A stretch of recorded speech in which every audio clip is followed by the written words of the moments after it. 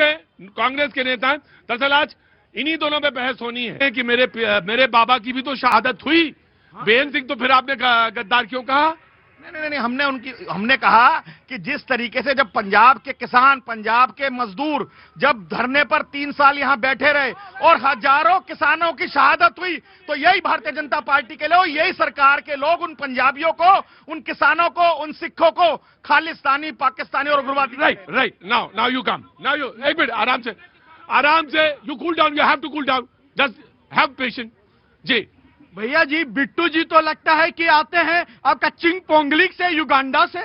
बिट्टू जी आते कहां से? पंजाब से आते हैं। उसका सम्मान आप लोगों ने नहीं किया, हमने किया। और दूसरी बात मैं स्पष्ट आपको बताता हूं, इंदिरा गांधी जी जेल गई, ये कह रहे, अरे इंदिरा गांधी ने अपने सत्ता बचाने के लिए ऋषभ तिवारी के पिता को जेल में भेज दिया। आपातकाल में 1 साल मेरे बाबूजी जेल में रहे, क्या कसूर था उनका?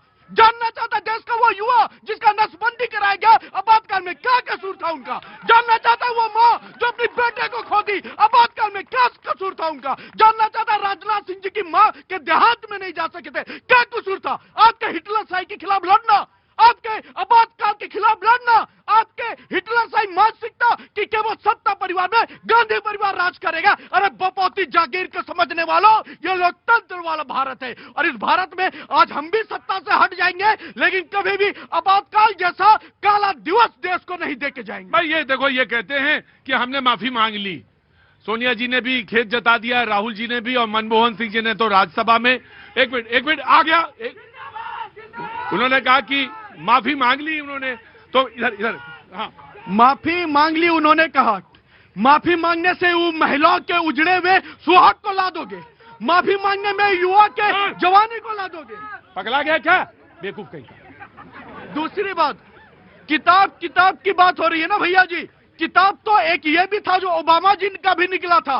किताब तो एक्सीडेंटल प्राइम मिनिस्टर मूवी भी बनी है, उस पर क्या कहा गया है? जब 26/11 हमला होता है तो मनमोहन सिंह जी मौन धारण कर लेते हैं, केवल इसलिए क्योंकि सोनिया गांधी जी उनको परमिशन नहीं देती है तुष्टीकरण के लिए कि एक समुदाय का धर्म नाराज हो जाएगा। वो कौन सा किताब में लिखा है? Right taking your point. Samajwadi Party please come to this side.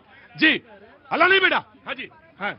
देखिए, आज की बहस जो थी वो वर्तमान की बहस थी, लेकिन ये जो भारतीय जनता पार्टी है इस देश को केवल या तो भूतकाल में रखेगी या भविष्य में रखेगी, ये वर्तमान पे बात ही नहीं कर सकते। मुद्दा यह था कि वो 50,000 करोड़ रुपए जो भारत यहां पर अमेरिका के आके सरेंडर करके आया है, वो पॉलिसी जो हमारी कृषि की पॉलिसी, जो एनिमल ड्राइवर्ड फूड की पॉलिसी, सेंसिटिव फूड वो गाय खाती है और उनके आज कहेंगे कि यहाँ पे प्रोटीन हमारे देश में आएगा, उनसे हमारा लैक्टोज हमारे देश में आएगा। हमारा देश दूध की नदियां बहती थी और अमेरिका से ट्रेड डील करके और कह रहे हैं बायलैटरल में बात करते हैं, एक हाथ में लाएंगे दूसरा हाथ में लाएंगे, 18% को 0% से कंपेयर करेंगे। ये केवल देश को डाइवर्ट करेंगे, या उस या तो भूतकाल की बात करेंगे जिसमें हम थे नहीं, या उस भविष्य की बात करेंगे जिसमें हम होंगे नहीं। वर्तमान इनकी डायरी में लिखा ही नहीं है। कभी स्किल इंडिया की बात करेंगे, कभी स्टार्टअप इंडिया की बात करेंगे, कभी विकसित भारत की बात करेंगे, कभी और कोई नया जुमला छोड़ेंगे, लेकिन एक भी डिलीवरी इस देश में अगर इन्होंने दी हो।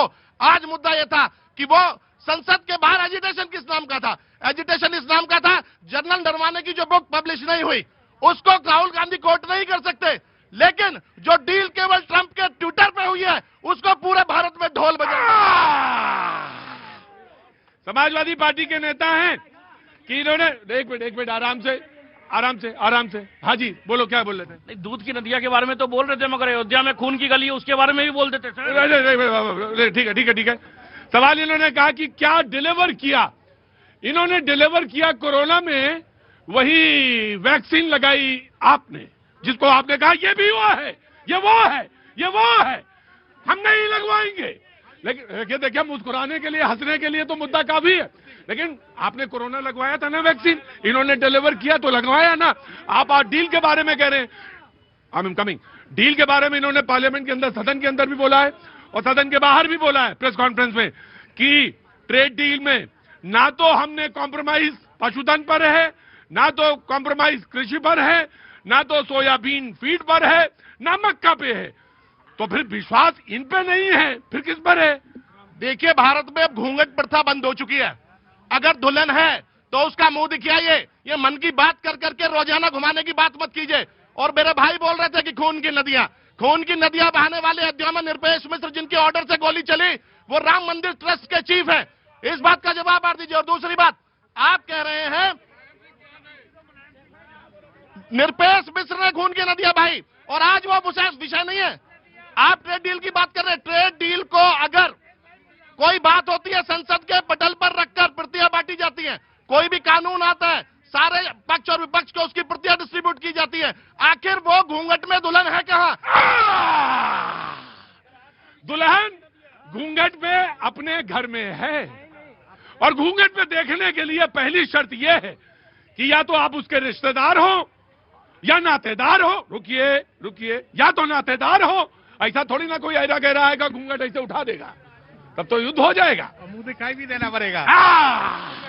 अब दूसरा सवाल, इन्होंने नरवाणे की किताब पे सवाल पूछा। मैंने of course he had a chance, ये इन्होंने सवाल पूछा, आप अगर नातेदार, रिश्तेदार, सहयोगी, संबंधी बन के आएंगे तो आप बहू को देख सकते हैं, लेकिन आप संदेह करेंगे हर चीज पर कि हम तो वैक्सीन नहीं लगवाएंगे क्योंकि इस वैक्सीन में तो ये है, लेकिन फिर लगवा लिया। ये गलत है। सवाल पूछना आपका अधिकार है। आप पशुधन पे, क्योंकि एक सवाल उधर से भी आया और ये सही सवाल है कि हम धीरे धीरे आपकी मार्केट में एक्सेस बढ़ाएंगे, ये वहां से आया कि हम आपकी मार्केट में एक्सेस बढ़ाएंगे, तो हम, ये सवाल जरूर होना चाहिए कि हम अपने किसानों की सुरक्षा कैसे करेंगे। You have to ensure this. जी हाँ, आपका इस समाजवादी के बाद। बिस्मिल्लाहिर्रहमानिर्रहीम। भारत माता की। देखिए, डील हो या ढील हो, अगर ढील भी कहते हैं तो भी ठीक है, क्योंकि विकसित भारत बनाने के लिए 2047 तक हमको बहुत सारी ट्रेड डील भी करना पड़ेगा। और यदि पतंग का नियम पता हो तो सामने वाले की पतंग काटने के लिए पहले ढील देना पड़ता है, तब खींच के काटते हैं। ये लखनऊ से दोनों तरह की पतंग लड़ाते हैं, एक ढील वाली भी और खींच वाली भी, तो ये दोनों जानते हैं। तो नियम पता होना चाहिए। ढील भी जरूरी है और खींचना भी जरूरी है। एक बहुत आपत्तिजनक बात कही गई, क्या?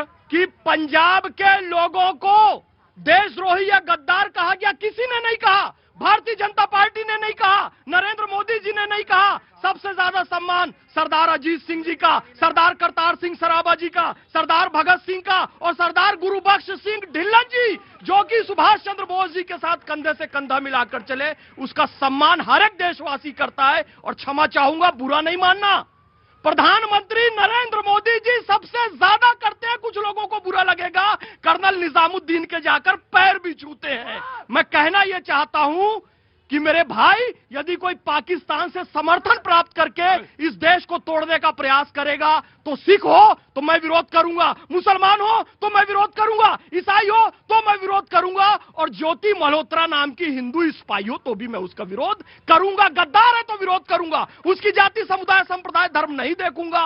और एक पूरे प्रदेश को गद्दार कह देना मैं क्षमा चाहूंगा। यह 28 अगस्त 1885 को मुंबई के गोकुलदास तेजपाल संस्कृत महाविद्यालय में 72 सदस्यों की उपस्थिति में व्योमेश चंद्र बनर्जी की अध्यक्षता में और एलन ऑक्टेवियम ह्यूम के मार्गदर्शन में स्थापित हुई कांग्रेस प्रारंभ से लेकर आज सोनिया गांधी तक विदेशियों के इशारे पर नाच रही है। भाई, देशभक्ति के मूल उसूल को समझो, नहीं तो आज जितनी पार्टियां निकली यहां तक। अब ये कैसे कहते थे? देखिए, बहू है, अब बहू है तो हमारे यहाँ स्वीकार है।